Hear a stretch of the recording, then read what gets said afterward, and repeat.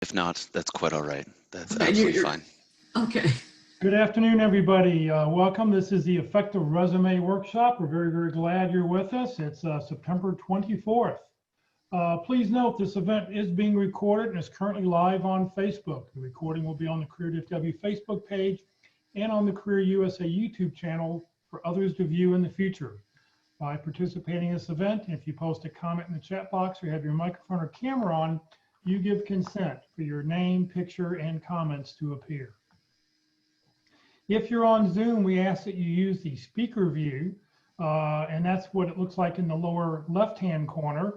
And where you see that red arrow, there's a couple little white lines there. You can grab those if you're on a PC or Mac, and you can slide that back and forth and change the ratio so you can make the speaker bigger or smaller, depending on whatever fits your screen the best.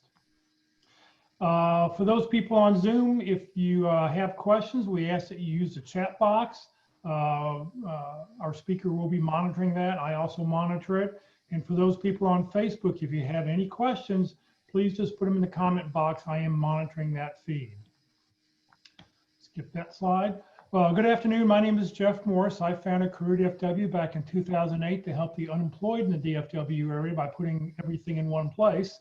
In 2012, I started CareerUSA.org to help people outside the DFW area. Since 2007, I've been facilitating and leading the North Dallas Plano Career Focus Group that meets every Friday morning. And at the end of this program, I'll tell you about our upcoming programming tomorrow. It could be a very interesting presentation that you may want to sit in on. And I've been a member of the practice interview team since 2017. For our speaker today is Brickell. She's a certified professional career coach specializing in job search strategies, resume optimization, and interviewing skills. So Carol, thank you for being with us, and it's all yours. Okay, thank you, Jeff, for the introduction, and thank you for what you do every week to wrangle all of us. And if you could give me the permission to be able to share the screen. No, picky. Great. Let's see here. It must be challenging wrangling all of us guest speakers. There you go. You should be good. Okay, great. Good. And let's see, share. And I'll get it into presentation mode. Ta-da. Great, and so you should be able to see my slide, hopefully. Good. Excellent. So welcome to everyone who has joined us. Looks like we've got a great group today, and good for you for reaching out and logging into this webinar. And we've designed it to be informative and interactive and hopefully a little fun along the way. And we do design it to be interactive. So if everyone could hover over the lower part of your screen and click on the participant box, and I'm going to do the same thing and drag it over to my other screen. So if you see me looking over here, I'm just looking at my second monitor where I have the participant list and where I have the chat box. And if everyone could go into the participant box and click on the green check mark if you've seen one of these Resume Thursday sessions once before, or click on the red X if you've never attended one of the Resume Thursday sessions. So Jeff, it looks like we've got quite a few people who've never attended and then several people that have. And that's great. So what we do is we review some basic things about resumes every time, but we kind of mix it up a little bit. And every week we either add in or change in new content. So there's always something new every time. And welcome to those who are joining for the first time. I hope you find this extremely worthwhile. And the other thing we'll be using extensively is the chat function. So if everybody could click on the chat box and click on the chat box, and I'm moving it over here to my other screen, because that's, if you have any questions at any point, you can type in chat, and those on Facebook Live, you can submit your questions to Jeff as well. And for those that have access to chat, if you could go in and answer this question. Have you ever created a one-page executive bio? That's different than a resume. Type in yes if you have, and if so, how have you used it? And no if you haven't ever created a one-page executive bio. So most people haven't, and you don't have to. It's kind of an optional little tool. Somebody's done it. So for the person who's done it, type in if it's been of value or where you've used it. For informational interviews, perfect. That's a perfect time to use it, because a resume kind of screams, I'm looking for a job. Do you have a job for me? But when you're doing informational interviews, you're just reaching out to people and saying, you know, I respect your company and I wanted to get your advice and feedback about my career. Would you have 10 minutes of time? And if you want to send a document or leave behind a document, that's a nice, gentle type of document to leave behind, as opposed to a resume that screams, you have a job for me. So good. And we'll talk about that in this session today and show an example. And by way of introduction, my name's Carol Brickell, and I have over 30 years of experience working at a major IT firm, ATS, that was acquired by Hewlett-Packard in 2008. And then I took their early retirement in 2012 because I felt a calling to get out in the world and work as a recruiter, believe it or not, because ultimately I wanted to become a career coach. But I thought it would be really important to work as a recruiter, both in agency and corporate environments, so I could really learn how the industry works. And that turned out to be very valuable time. And I share what I've learned during that time as I'm coaching people. And I've placed, as a recruiter, I placed people in a variety of roles: HR, accounting, finance, sales, project management, administrative, a lot of different roles. And like Jeff, I volunteer for the Dallas Pit Crew, the practice interview team. And it's great that you're working on your resume. And also I encourage you to work on your interview skills, because that's how you get the job. And we've just shared the Dallas Pit Crew information in the chat box that you can download if you ever want to do a practice interview. You just need to send them an email and your resume and a target job description, or a job description for a job you will be interviewing for, and we'll put you through a mock interview and give you feedback. And then also I'm certified by the Professional Association of Resume Writers and Career Coaches. That was actually kind of a fun process. I got to take a 70 question, after I went through a whole bunch of training, I got to take a 70 question essay test. It was actually kind of fun. So anyway, and I've recently retired as a recruiter, and now I'm focusing on career coaching, but I keep very close in touch with my recruiting colleagues at Next Step Recruiting, where I retired from. And these are some of the hot jobs they've been recruiting for over the last week or so. They're especially looking for financial analysts, accountants, bookkeepers. There have been a couple of credit and collection leadership roles, and a digital marketing specialist. Sometimes they look for HR people, and they also have an IT division, especially looking for people that can do coding work. So if you meet any of those requirements and want to get introduced to a recruiter at Next Step Recruiting, feel free to reach out to me on LinkedIn, and I can get you connected with the right recruiters over there. So feel free to do that. And I encourage you to reach out to and get to know a couple of different recruiters, because they can be great resources for you in terms of giving you feedback from their perspective about your resume, and also about the marketplace and your job search strategies and what's happening in the market, what companies are hiring during this pandemic and what aren't. So I encourage you to spend some time. It doesn't cost any money to reach out to an agency recruiter and make friends with them, and they can be your advocate and get you presented to hiring managers. So I encourage you to do that. Are you all ready to hear the agenda? Give me a green check mark if you're ready to move forward with the agenda.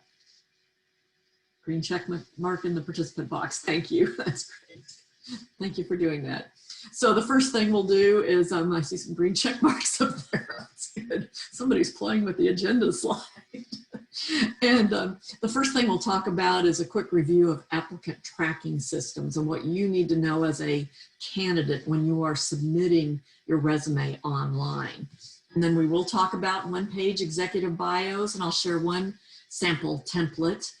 And a question that's come up several times as I've been coaching people is how to fill in a gap in a resume, either a gap between jobs or maybe more recently, like maybe you got laid off in March due to COVID and you've had a gap for 6 months. What do you do about that to turn that gap into a gain or something positive?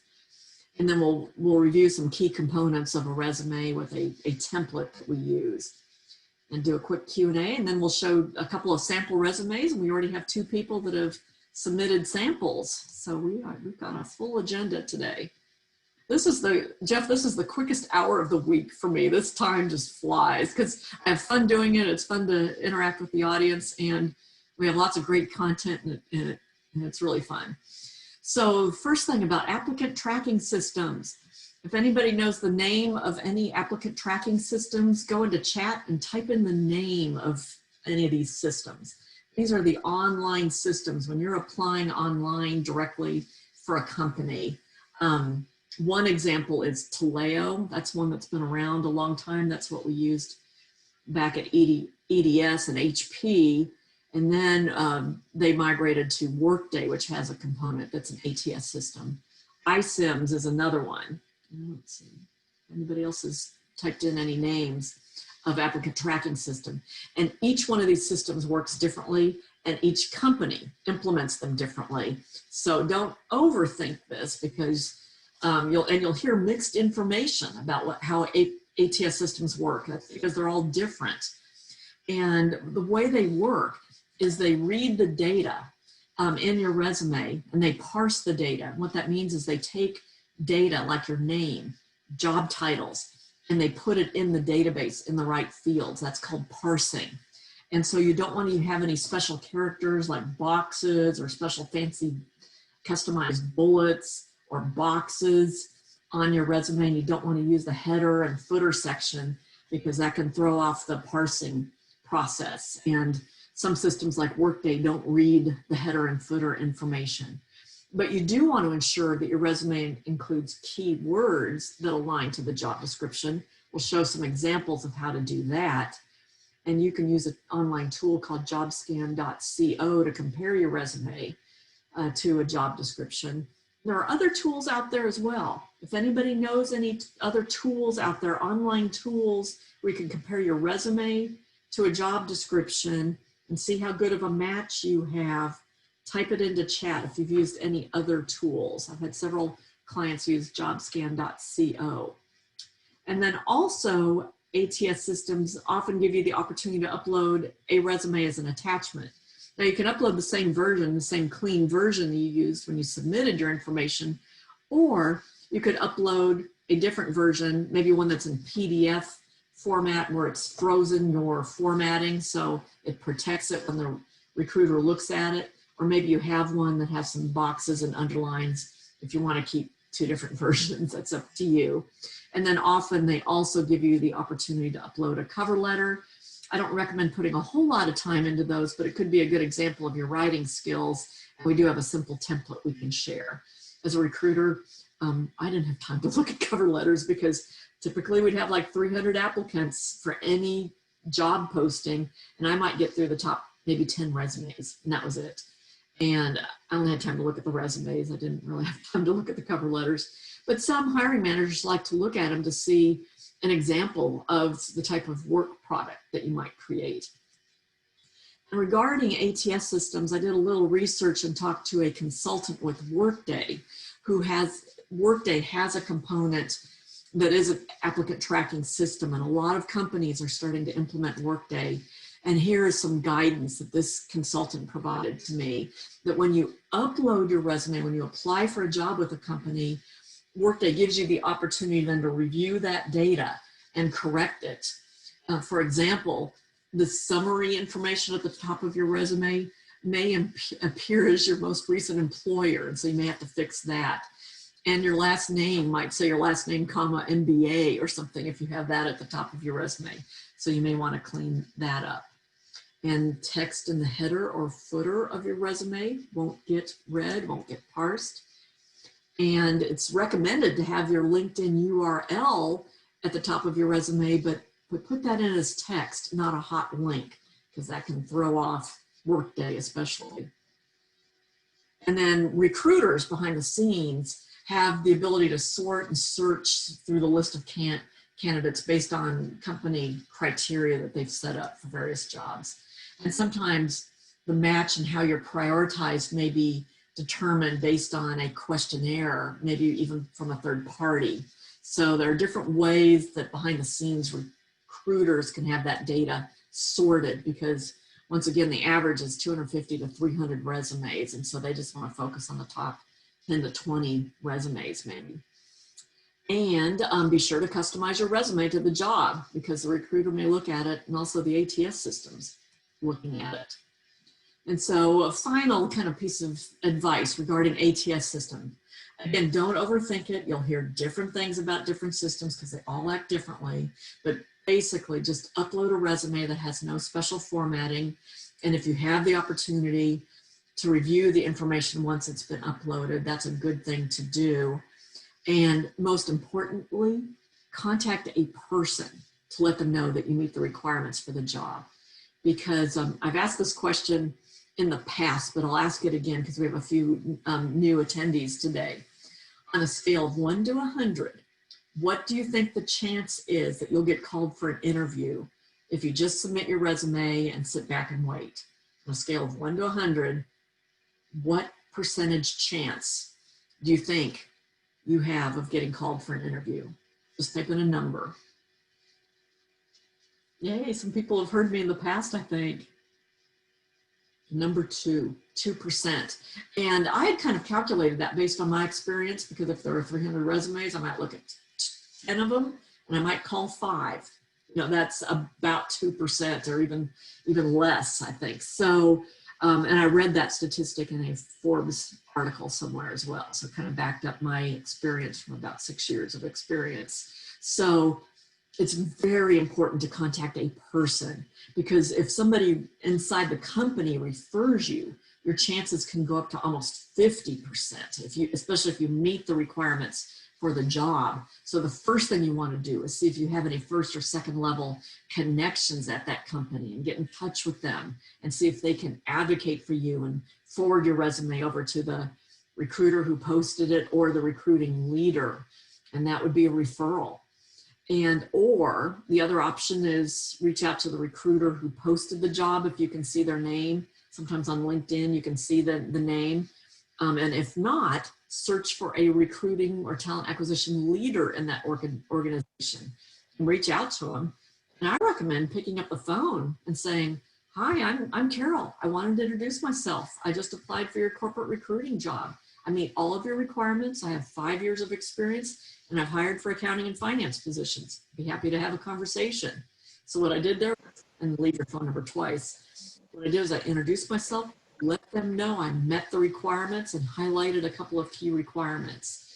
And whenever I got a call like that, I would always call them back, double check the requirements, bring them in for an interview, and those were usually the people I hired. So that shows initiative. So that's my tip of the day, job search tip of the day. And now we'll talk about executive bios. And Mina Brown has written a book called Be Sharp. And if you have a Kindle, you can get it for free through Amazon Prime for Kindle or Kindle Unlimited. And it's a great book, and there's a whole chapter about executive bios. And I believe there's a recording of one of her presentations for one of the Friday focus group workshops. Is that correct, Jeff? Yes. Yes, yeah, it's on the Career USA YouTube channel. If you go to playlist, look under North Dallas Plano Career Focus Group speakers, and then just look down for the one-page bio. Good, excellent. So there's a whole presentation about this, and she has a whole chapter in her book about one-page executive bios. And again, you can tell this doesn't look like a resume. It's not like a chronological resume with a lot of job details. It's more highlights about accomplishments and industry experience. And in her case, she has some accolades here or testimonials to the side. And here is a summary of the difference between a resume versus an executive bio. And let's see, in a resume signals you're looking for a job, but a bio can be used in many situations with less risk of making it look like you're really, really trying to get a job. And resume focuses on work history and details, whereas a bio focuses on more your major career accomplishments and your areas of expertise. And resumes are used as a job search tool, but bios can be multi-purpose. They can be used for informational interviews. They can be used just when you're networking with people, or if you're going to be a guest speaker somewhere, you can send somebody your one-page bio in case they need to introduce you at an organization. Resumes, really everyone needs a resume who's looking for a job, but bios, typically senior level people, but I'm starting to see a lot of people start to use these one-page bios, especially people that are doing a good job networking and getting informational interviews with their target companies. And I do have a Word document. This is just one example. I had looked online to try to find a good template or format that I liked, and I didn't really see any that were easy to use. And this is a Word document. One of my clients had actually found this format, and he'd been using it with great success. And so he shared his format with me. And so I just populated it with some of my information so that I can share it with all of you. And if you wish, you're welcome to leverage this. And I think, Jeff, yeah, thank you. We've posted it in the chat box. So you are welcome to download this. It's a Microsoft Word document, so it's real easy to edit. You don't need Adobe or anything special to edit it, and you can make it your own and have a one-page executive bio that highlights your areas of expertise, your background at a high level, your job history at a high level, education, contact information, and major accomplishments or achievements, you know, related to the jobs that you're looking for. So have fun with this. Hopefully that's useful. If you think that might be useful, give me a green check mark in the participant box if you think it might be helpful to create a one-page executive bio.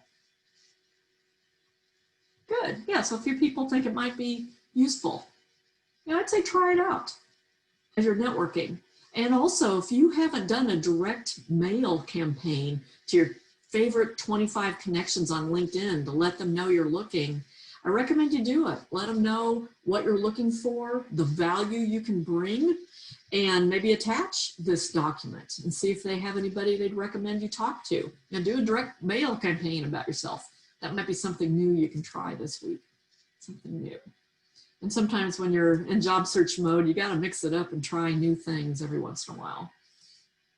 Okay, so regarding resumes, the overall goal is to make it easy for those machines, those systems to see that you're a good match for the job. That's why the keywords are so important.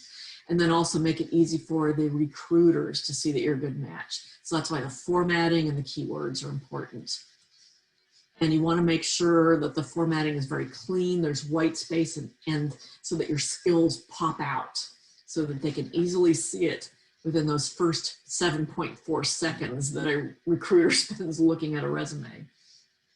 And overall length, most recruiters recommend about 2 pages for professionals. There are some exceptions to that, like in the government area, they like longer resumes, higher education, longer and technical jobs. Sometimes it can go on to a 3rd page, but 2 pages is kind of the sweet spot. And I think we've got a polling question in terms of the number of years you should show on your resume, especially if you have a lot of experience. So I'd like your feedback about this. What works best for you regarding how much experience to show on your resume? Do you like to show all of your experience, or only the recent 10 to 15 years? Or maybe show details about the most recent 10 to 15 years, but then have an additional section that shows prior relevant experience. And good, thanks. Some people are answering this question. When I was looking for a position at the age of 60, I was networking with people that knew me really well. They knew I'd been at ATS for many years. I showed everything. So the first one worked okay for me. As a recruiter, I would see a lot of resumes that were chopped off after 10, 15 years. And it just looked like they were chopped off and like they were hiding something or they weren't telling the whole story. And then during interviews, if they referred to a company that they'd worked for a long time ago and it wasn't on the resume, that would cause confusion. So what I've started recommending to people and what a lot of people are starting to do is show details of your most current jobs and then have a new heading that says prior relevant experience. And you can list the company names, selected company names and job titles, and you can put the dates if you wish, but you don't have to. Yeah, and somebody said that in this, the last job was 29 years, how to represent that seems to be awkward just to show the last 10 to 15. Yes, I was coaching somebody just the other day where they had that situation almost exactly. And so what they did with their resume was they just showed the most recent 15 years of experience in detail with that company, and then wrote prior relevant experience and had that same company name in the job titles without the dates. So they kind of wanted to mask the numbers. So that's the way they did it.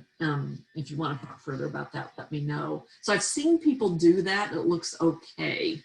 Kind of goes against what we advise about showing the full dates that you're at a company, but if you're there a long time and you kind of want to mask that, you can. Okay. And somebody said they've heard advice that covers the entire spectrum from 10 years to all experience. Exactly. You will hear, and when you show your resume to 10 different people, you'll get 20 different pieces of advice. And really it's up to you to decide what works best for you. And it may be situational, like with me, I showed all my experience because most of the people knew I'd worked at EDS a long time. So I just shared it all. And when I was going in to interview for jobs, even though I was over the age of 60, I was passionate about what I wanted to do and what I felt called to do and how I could help that company. And I got hired. So it's up to you. Well, I like to tell people that they should have a master resume with everything they've ever done since high school. Put all the details, the months, the dates, who you reported to, the address, put every, 15 bullet points underneath each job.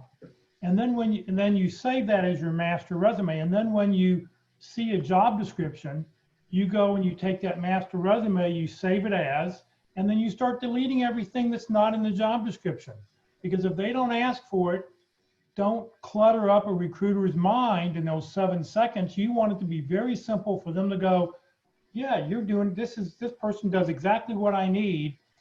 They don't care about the other things. You can talk about those other things when you get in an interview maybe, but at this point you want to show them just what they're asking for so that they will call you up.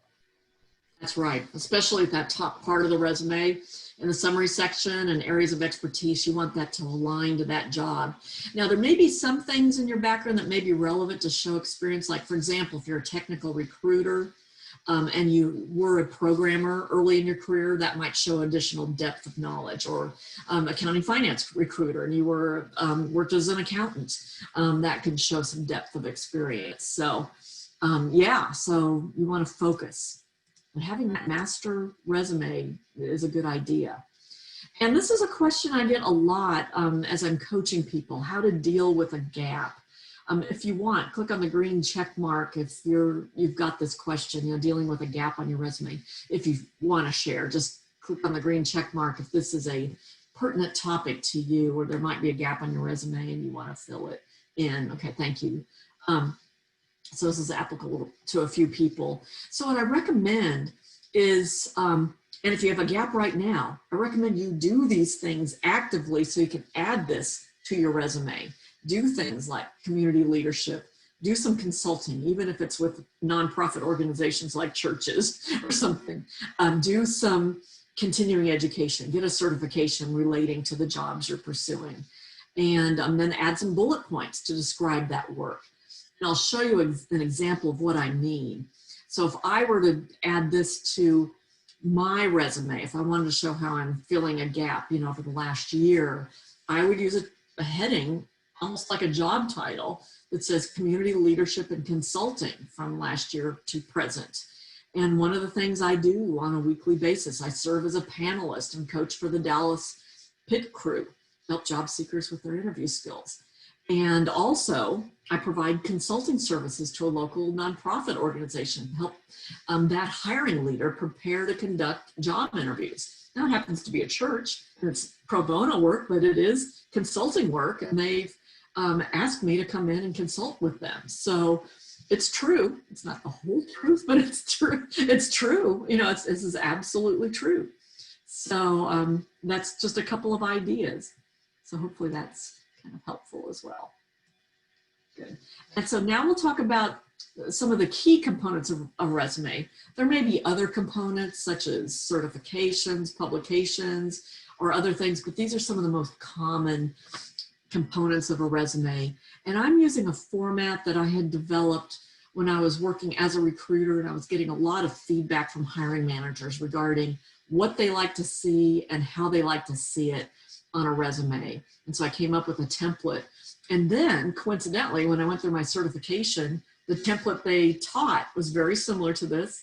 In the career transition workshops, they show various versions of resumes, and one is similar to this. So these are the key components of a resume. And now I'll walk through each one.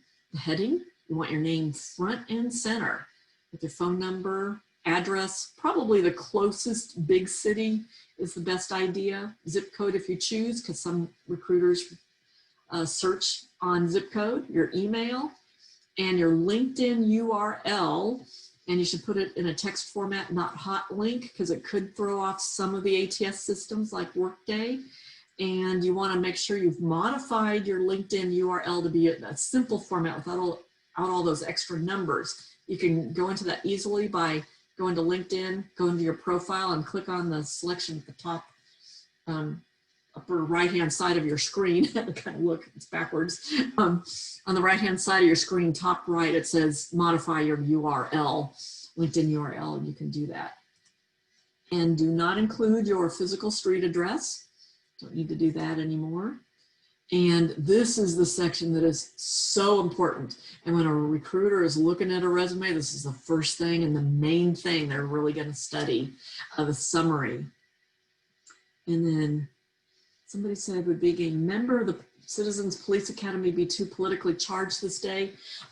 Just in general, if you're doing community service and you're a member of an organization, that's not a huge thing to put on your resume, but if you have a leadership role, that's when it's showing community leadership. If you're really doing something or leading an organization, or if you want to make it a little more neutral, you could say serve as a program leader for a large nonprofit organization or something like that. You could just make it a little more generic. But good for you for being a member of the Citizens Police Academy. That sounds kind of neat. You know, it sounds kind of neat.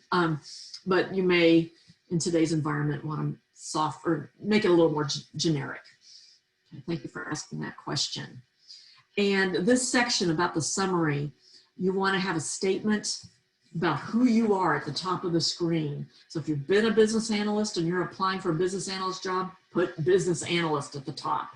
And if you're making a career transition, you may want to put professional summary or more generic term related to that, and then explain how you have those skills in that opening paragraph. You don't want to lie and say you're a technical recruiter if you've never been a technical recruiter before. So there's a little bit of a nuance there, and you may need to talk to a career coach, get advice about that. But make a statement about who you are and have about 3 lines summarizing your background as it relates to the words they use in the job description. Don't want to cut and paste from the job description, but leverage the language. And then areas of expertise should match the keywords, especially the top 3 along the top, and the first column should really be right up there. Just yesterday, I was coaching somebody who'd already modified their resume for a job description, and I highlighted these top 3 things. I said, are those the top 3 things they're looking for? And he went, oh, not really. So I said, okay, go back to work. And let's read that resume. Let's highlight those keywords. And so he fixed it. So anyway, okay. And then an optional section you can have after your areas of expertise is something called key accomplishments, where you're summarizing over your career, maybe the last 10, 15 years of your career, your biggest accomplishments that are really measurable and memorable. You can highlight those. I see especially salespeople and business development people really almost need this section, things that are very target oriented, showing that you have a track record of exceeding targets, and also even recruiters or financial people sometimes. I'm gonna do this. Okay. And once again, if you have any questions or comments or alternate perspectives, feel free to share those in chats, because we've all had different experience. And you all actually have recent experience as you've been in job search mode. If you have any additional words of wisdom, feel free to add in. We can all learn from each other. And then the professional experience section, you want to make it easy to read. And it's actually in reverse chronological order. And please have your verbs be consistent. For past jobs, make them all past tense. I don't believe how many resumes I see with a past job. Sometimes it'll be present tense, sometimes it'll end in ing, sometimes an s, sometimes a mixture of everything. And that just shows poor attention to detail.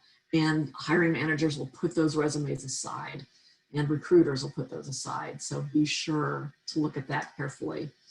And for any given job, I recommend limiting your bullets to the 5 to 8 approximately most impactful accomplishments, again, relating to the job you're applying for. You might want to tell them all the things you did, you're proud of all those things, but they're never going to read 15 bullets. In fact, they'll get lost in the sea of words and won't read it. So try to limit that to 5 to 8 impactful. And they should focus on results and not just read like a job description. And give me a green check mark if you've heard the so what game. If you heard about the so what game, we're going to do that next to show you how to turn your bullet points into results. Okay, just a couple people have heard of it. Okay, and this is what I do almost every time I'm coaching somebody about their resume. I'll read a bullet, and this is a real example off of somebody who was a business analyst and he was searching for a position. He had a bullet point under one of his jobs that said he developed Visual Basic programs to automate the conversion and migration of data. That's kind of cool, but I said, so what? So what was, well, it's a funny way of saying, what was the result or what was the accomplishment? What was the outcome to that? And he was able to answer the question, which meant, that means there was a result that he needed to highlight. So I said, so what was the result? He said, well, actually it resulted in reducing the migration time and reducing errors and increasing the client confidence. So he rewrote that bullet to focus on those stronger verbs relating to the outcome or the result. So the bullet now starts with reduced data migration time, eliminated errors, and increased stakeholder confidence by developing that Visual Basic program. So that's an example, and you may not be able to do it with every single bullet point, but you can probably do it with quite a few, and then you can use a stronger verb, and that'll make your resume really stand out. And who has had multiple roles at one company? Give me a green check mark if you've had multiple roles at one company. Okay, good, good. And so if you've had that, what you need to do is, except for the person that's 29 years and they want to kind of mask it, you may want to treat it a little differently. But for the most part, what you want to do is show the full length of time you're at the company, write justified, the same line as the name of the company. And then for each job, put in parentheses the time that you're with in each job, but don't write justify those. And this way, it shows a good story. It shows you have progression within that company. Otherwise, I see most resumes, people don't put that date at the top and they just put the dates for each job over to the right, and it looks like they're a job hopper. And I have to kind of look and study the resume a few extra seconds, which I don't want to do, to figure out, oh, they had multiple jobs within a company. And we've just shared the sample resume template. Happens to be one page just to get it on one page, but I do recommend 2 pages. And if you have had a company that has changed names or has gotten acquired, here are a couple of different options of how you can handle that or work with that. So a question just came in. What if they worked at other companies in between? I think it's good to show the chronology. You know, if you work for company A, you know, list what you did there. And if you worked at company B in between, go ahead and list that. And then if you worked at company A again, go ahead and list that. And what that shows is that company A liked you and they called you back. I think that tells kind of a nice story. If you have any other questions to that, as a recruiter, I would see that occasionally. I thought, oh, that's neat, they called you back. Yeah, that's cool. Okay, if you have any other questions, let me know. And if you have a company that's changed names, one option is you can give the current name of the company followed by the old name, or the old name with the name of the company that acquired them. And in 2012, on my resume, since I was retiring from HP Enterprise Services, I wrote HP Enterprise Services, formerly EDS, or I could have said EDS, acquired by Hewlett-Packard Enterprise Services. So I could have done that.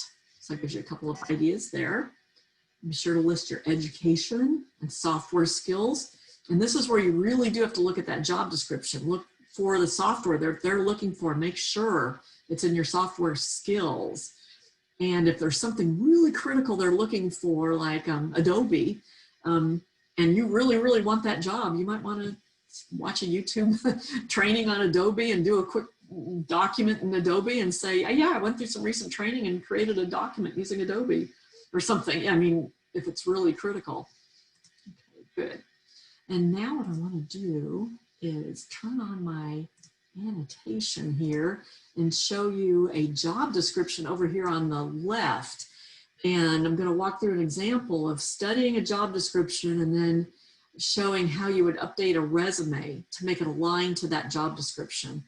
When I coach people about this, people say, oh, I don't have time to do this. And I say, well, don't spend more than 10 or 15 minutes doing this. You don't have to spend hours doing this. And another question just came in. I'll get to that in just a second.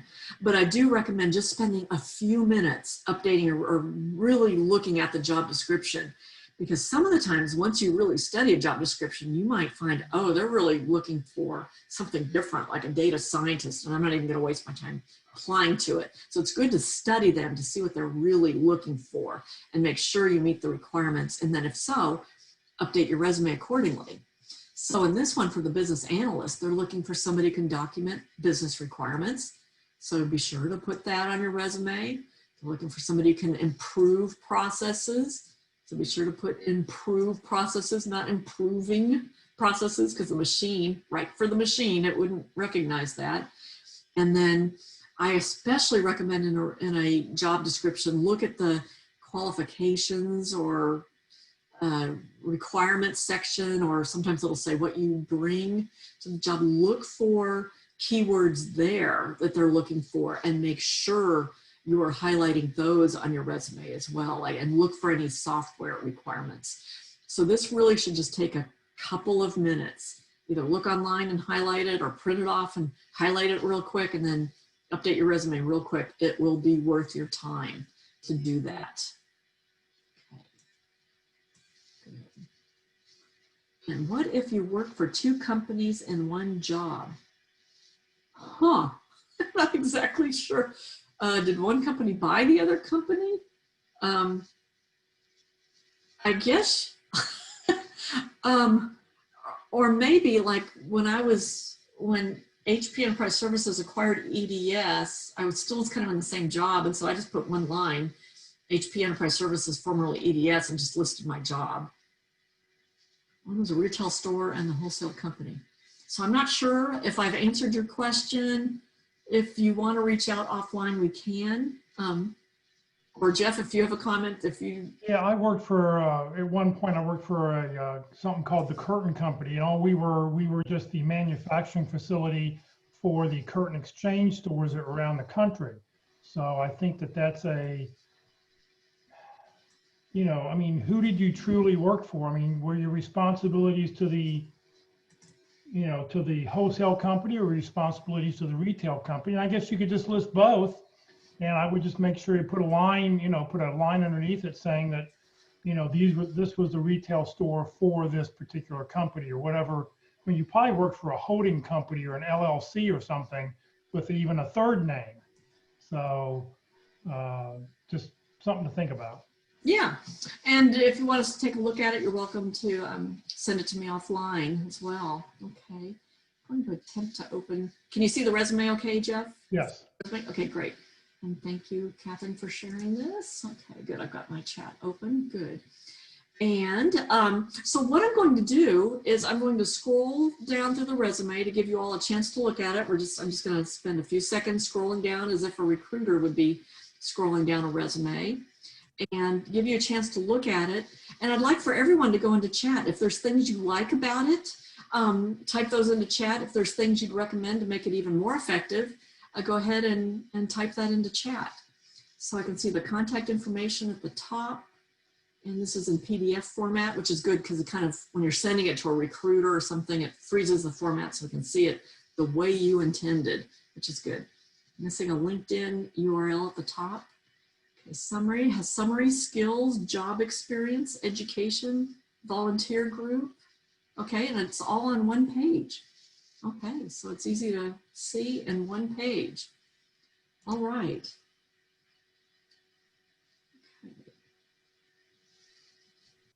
Okay, and so it was Catherine that asked the question about 2 companies, 1 job. Huh.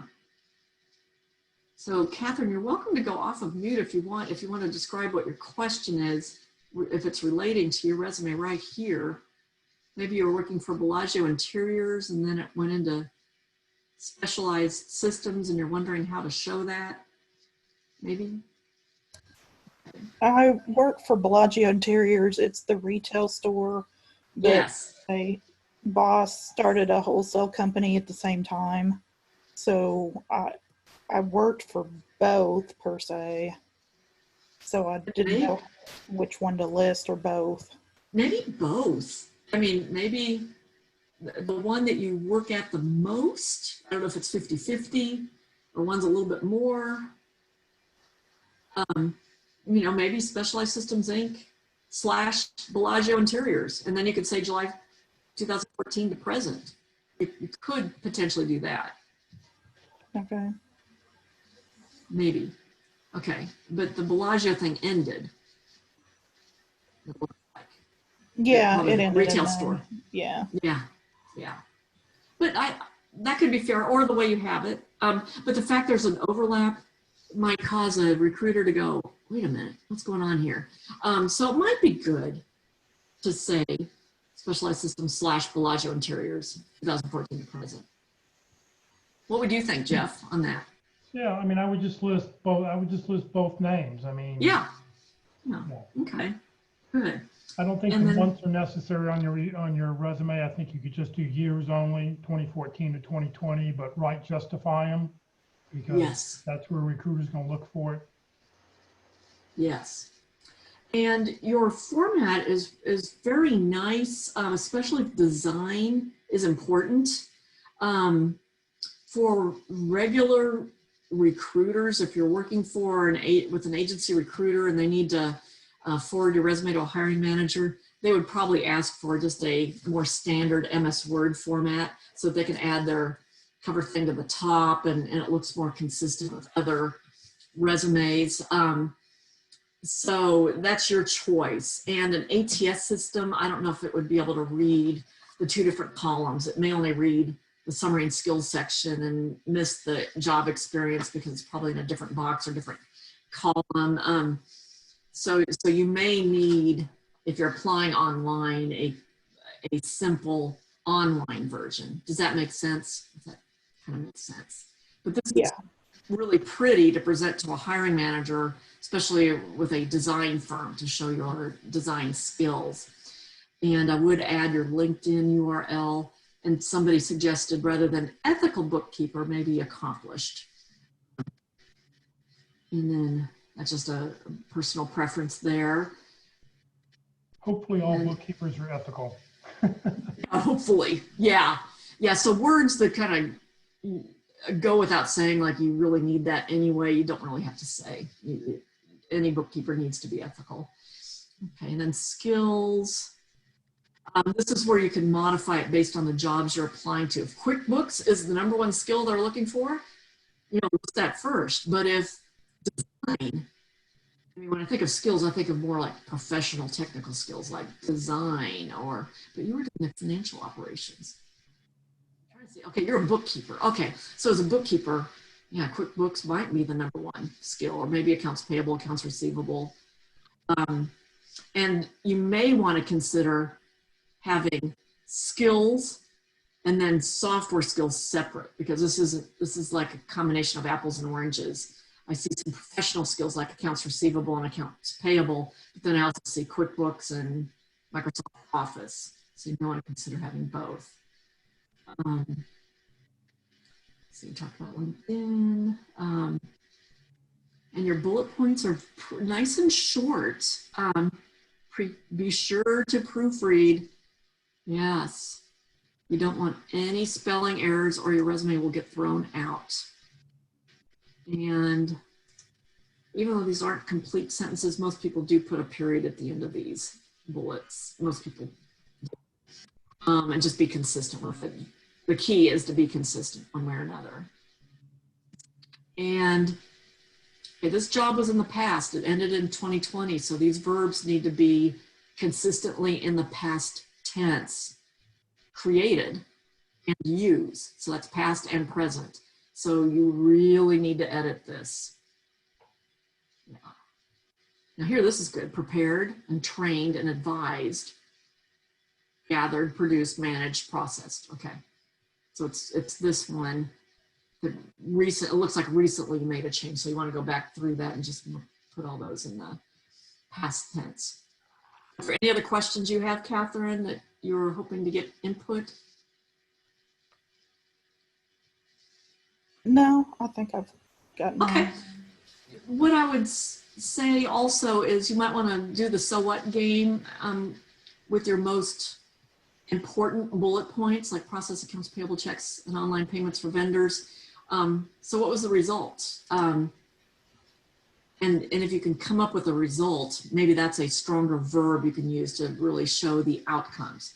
And like you analyze the cash flow and profit loss to identify areas to reduce. Oh, I would flop this bullet around and say reduced cost by analyzing the cash flow and profit and loss to identify areas of reduction or something.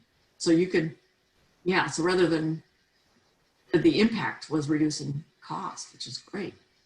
So you might want to play the so what game a little bit. Results sell, not a job description. So, you know, you just, if you can put results with it, that's what's going to get you that phone call. That's right. That's right. And you especially want the top 3 or 4 to be relating to the job you're applying to. So you may switch them up and modify them a little bit. Okay. That's a beautiful design. It wouldn't work for an ATS system, but it's beautiful for somebody who's supported kind of the design industry. Okay. Thank you so much for sharing. Thank you. So look at our next one. So I'm going to pull up a second resume. And I have to do a new share. Okay. I have to click like 5 things to get this to do. Okay. Here we go. Oh, this window away from the share. Okay. New share. There we go. Sorry, I have to click like 6 times to get the next one to pop up. All right. So Jeff, can you see it okay? Oh, pick me out again. For about 5 seconds. Sometimes, oh, we just got, okay. No, we could see it for like 5 seconds. And then yes, and then I swear I didn't touch anything. I just touched my mouse and it went away. So can you see it now? Yes. Okay, good. And we have like 1 minute to take a quick look at it. So I'll do a quick scroll through. You've got your contact information, take off the street address.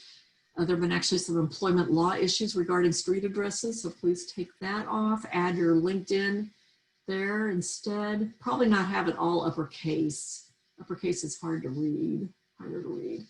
Achievements, professional experience. So he's got the thing with, he's been at American Airlines for a long time, but his dates are for individual jobs. So he needs to move those dates over. And yes, how long you've been for American Airlines is a total date like we showed earlier. Yes.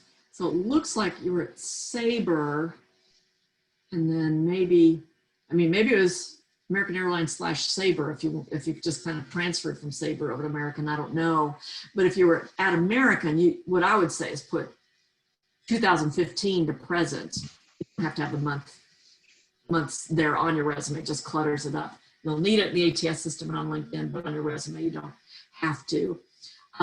Yeah, put the full time you're with American. I would bold American Airlines. And then for the job title, I don't know if they care if you're on the modernization team or if they'll know what that is. Just put your Manager, product manager. I would just put product manager, and then in parentheses, the time you were there, and then manager of current future scheduling teams, and then put in parentheses the time you were there. Yes. And let's look at the bullets. I like that the bullets aren't too many. They're nice and short. Integrate, increase, transform. Okay, these are all present tense. Great, increase adoption, transform. Those are nice strong verbs. This is a past job, so those need to be past tense. Maybe play the so what game a little bit. And these are all should be past tense, so all those verbs need to be rewritten. Yep, and actually from reviewing the other ones, I actually have adjust the location just like you mentioned, as well as changing US Airways to American, doing the so what challenge, past tense, and LinkedIn. So kind of everything you've already mentioned. Already Great. done a list of things to do. Okay, good. Yeah, and thank you for your service, air traffic controller. Great. You're welcome. Good. Bachelor of Science. Yeah, this is very good. Yeah, I would. And already adjusted that header. Already, it's funny because Wow. I was actually doing all that as you were talking through this. Great. The achievements, if these are the top 3 things relating to the job you're applying to, maybe I'd be a little careful of using taglines to describe yourself, like cost reducer. I don't know. It sounds a little marketing-y, salesy to me. Hiring managers like to see more of a description and areas of expertise. But if this is working for you and people are responding well to this, and these align to the jobs you're looking for, then good. Yeah, so just a couple different options there. And it's probably achieved some cost savings. Okay, all right, and I think I have to turn it over to Jeff. I think I'm out of time, but if you have any other questions, Brian, feel free to reach out to me. Will do, thank you. Okay. Well, Carol, thank you very much. This is Carol's LinkedIn profile. If you want to send her a link, if you want to connect with her, just remember, whenever you send a LinkedIn connection with somebody, always send a personal note why you want to connect with somebody. I've got a bunch of people who tried to connect with me this morning, and not one person wrote a note, and I haven't connected with any of them. So if you want to connect, always send that personal note to somebody. Let's see here. For those people on Facebook, if you'd like to get a copy of the sample cover letter, the T cover letter, the bio that we talked about, if you'll just send an email to webmaster@careerdfw.org, let me know what you're looking for. I will get those to you. It'll probably be a couple days. I don't check that email account every day, but if you would, I'll be glad to get those things sent to you this weekend. Coming up, I mentioned at the beginning, the North Dallas Plano Career Focus Group meets tomorrow morning at 9:30, from 9:30 to 11:30. Tomorrow morning, our speakers are going to talk about how to find target companies using Reference USA. This is a great and fascinating tool that if you're trying to find other companies that do what you used to do, here's a great way to find those out and how to use it. If you don't have a library card, I recommend you go apply for a library card this afternoon with your local library, because you're going to want to have that so you can use this free resource through your public library. Next Tuesday at 1 o'clock, we'll be doing LinkedIn Tuesdays. Terry Sullivan will be our speaker. On Tuesday afternoon at 3 o'clock, the Frisco Career Transition Workshop will be doing session number 3, using the internet for job search. Next Wednesday, the Interviewing Wednesday workshop will be on session number 9, how to ask questions and how important asking questions are during an interview. And just as a reminder, all these sessions will be recorded, have been recorded, is being currently recorded. They're on the Career DFW Facebook page, and later this afternoon, I will upload this to the Career USA YouTube channel. If you follow us on Facebook, every time we go live, you'll get a little alert on your phone. And if you subscribe to our YouTube channel, every time we post a new video, you'll find out about it. On the Career USA YouTube channel, this is what it looks like. If you click on playlist, where that green arrow is, it'll come up with 5 or 6 playlists that I've put together at the bottom. Then you can click on the effective resumes, interviewing, LinkedIn, North Dallas Plano Career Focus Group. Click on whichever one you like, and underneath the bottom, click on View Full Playlist, where you see the red light, the red arrow, and it will take you to a list of all the current sessions that are out there that you can go back and view. Just a reminder, Creative W is a 501c3 nonprofit organization. Carol's a volunteer, I'm a volunteer. None of us get paid to do what we're doing. We're just here to help you land your next great opportunity. When you do land that next great opportunity, I hope that you'll remember us, maybe make a donation, and help us to continue to do what we're doing. If your company happens to offer matching donations, please look us up on the list. Allow your donation to double in value. And if you don't see us on the list, please contact me and I will get our name added. I've done that to a couple companies in the last couple of years. So thank you very much for joining us today. Have a great rest of the day on Tuesday. And Carol, thank you again, and we'll see everybody at another event. Okay. Thanks, Jeff, and bye, everyone. Thanks for tuning in.